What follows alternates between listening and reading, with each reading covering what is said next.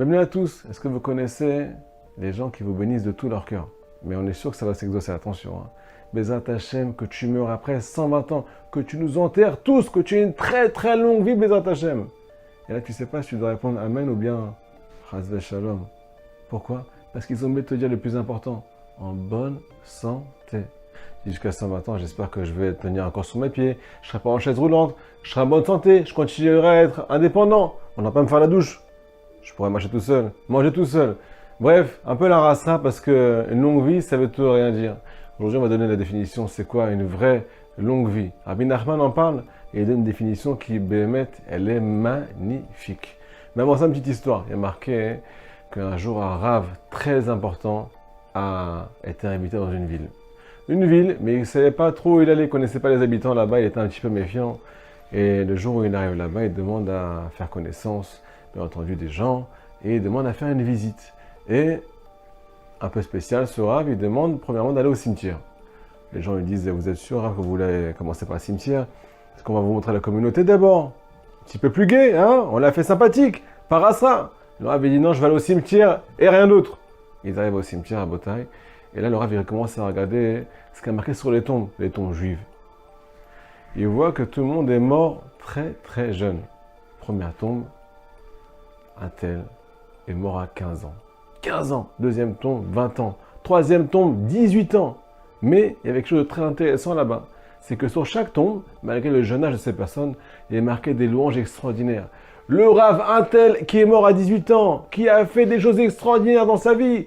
Il a tout changé dans sa vie. Grâce à lui, la vie elle a avancé. Grâce à lui, il y a eu des bâtes d'écnissiotes qui se sont ouvertes. Grâce à lui, il y a des choses extraordinaires.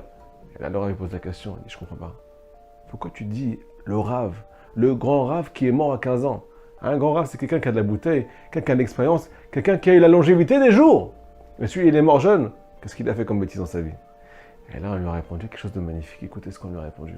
On lui a répondu que tout simplement, ils avaient l'habitude dans leur ville. Ils ont encore le minag que chaque juif, chaque jour, il prend un petit calepin et il note ce qu'il a fait dans la journée.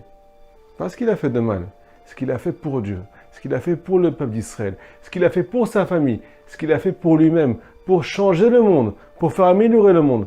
Combien il a aidé son prochain, combien il a étudié la Torah. Le monde tient sur la Torah, sur le chesed et sur la prière.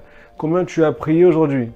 Combien le Télim il a fait, combien il a fait le beau des doutes, combien il a essayé de s'attacher à Dieu et de faire découvrir au monde entier, comme Avraham Avinu, la présence de Dieu dans ce monde.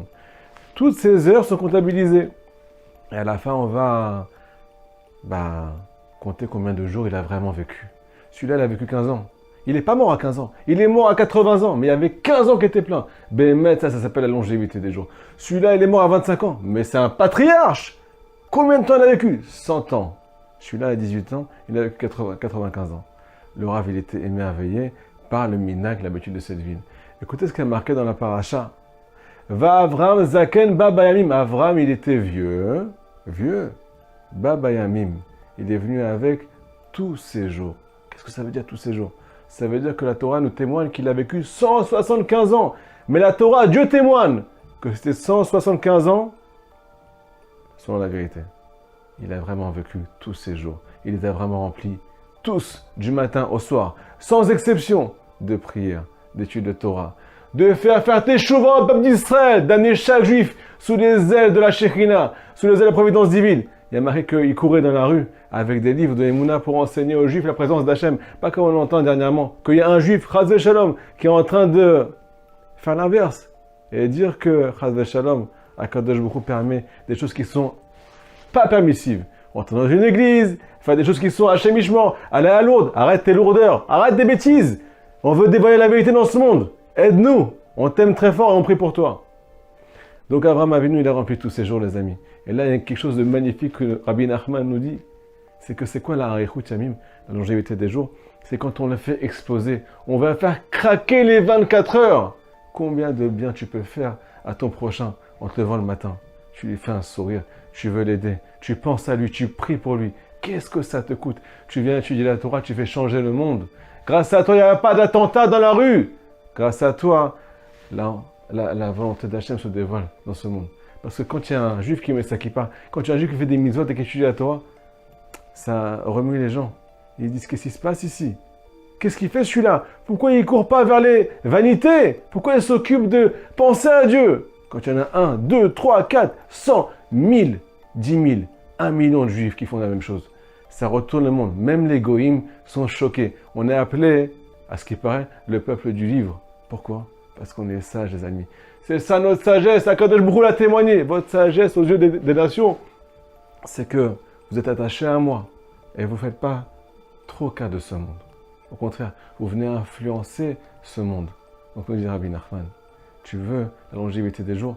On ne souhaite pas forcément de vivre jusqu'à 120 ans grabataire. On souhaite de vivre des années pleines, pleines de joie, pleines de simcha, pleines de bonnes actions. Que tu fasses des changements dans ce monde, que tu vas changer les gens qui sont autour de toi, que tu les remues, que tu les élèves, et que toi aussi tu t'élèves. Maintenant les amis, j'ai une super nouvelle. Si jamais on va accomplir ce principe-là, on va pouvoir enlever ce qu'on appelle une grande épine du pied de chaque juif d'Israël. Tout le monde se plaint qu'ils ne sont pas assez remplis, qu'ils manquent de joie, qu'ils manquent de ce qu'on appelle de punch, manquent de volonté, manquent de tout ce que vous pouvez imaginer. La santé, c'est pas comme ils veulent, ainsi de suite. Bref, tout le monde se plaint. Est-ce qu'il n'y a pas une ségoula pour mettre fin à tout ça? Rabbi Nachman nous dit que oui. Il y a marqué dans le Passouk, dans la suite de la paracha, Ve'Hashem berat Avraham bakol. Akadosh Baruch Hu a rempli Avraham de shefa, d'abondance, de richesse. C'est connu qu'Avraham il était immensément riche. Rabbi Nachman nous dit pourquoi? Parce qu'il a accompli son but dans ce monde.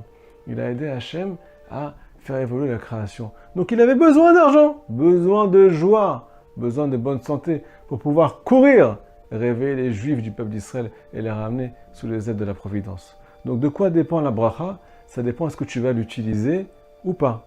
Si tu as besoin de quelque chose pour faire ton but, on ne peut pas t'enlever les moyens. Akadosh Baruch Hu attend que ça. On attend que ça dans le ciel, que tu te prennes en main. Donc, comment on arrive à tout ça? Tout simplement, on va s'asseoir avec nous-mêmes. On va faire un petit bilan. Une fois par jour, une fois par semaine, une fois par mois. Mais faites-le ce bilan, asseyez-vous, faites-il beau des doutes. Demandez à Hachem, ne soyez pas seul, demandez de l'aide à Kadosh Baruch Hu. Priez pour découvrir quel est votre vrai but dans ce monde. Et demandez à Hachem les forces pour l'accomplir et aussi les moyens pour l'accomplir. Shabbat Shalom.